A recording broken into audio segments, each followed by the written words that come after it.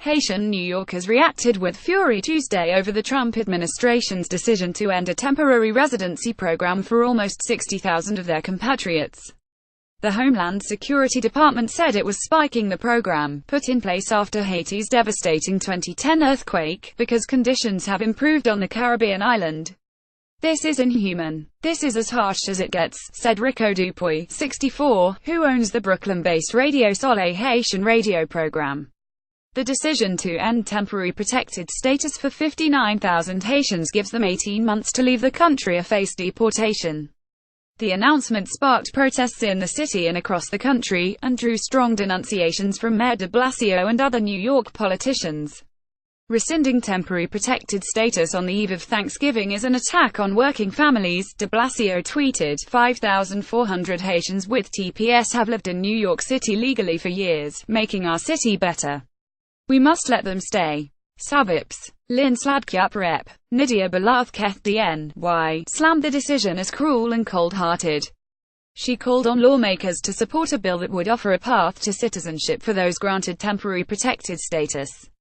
Once again, the Trump administration is showing that it ascribes to a small-minded and cold-hearted vision of America, Balathketh said.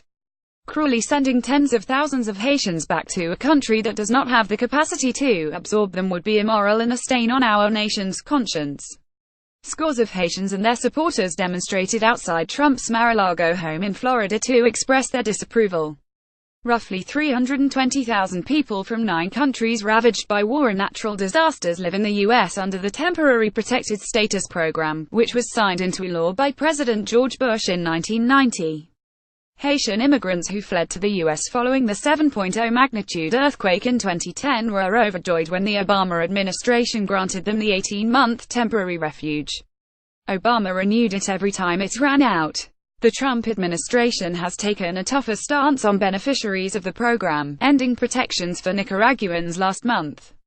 Lynn Sladkyap. The Monday announcement, which also applies to children, was made 60 days before the Haitians' temporary status was set to expire. Homeland Security officials in May extended the program for 6 months, rather than the usual 18. Advocates for the Haitian earthquake survivors say conditions on the island remain poor in the wake of several severe hurricanes. Joe Desources, 67, a Haitian who lives in Sheepshead Bay and is now a citizen, agreed.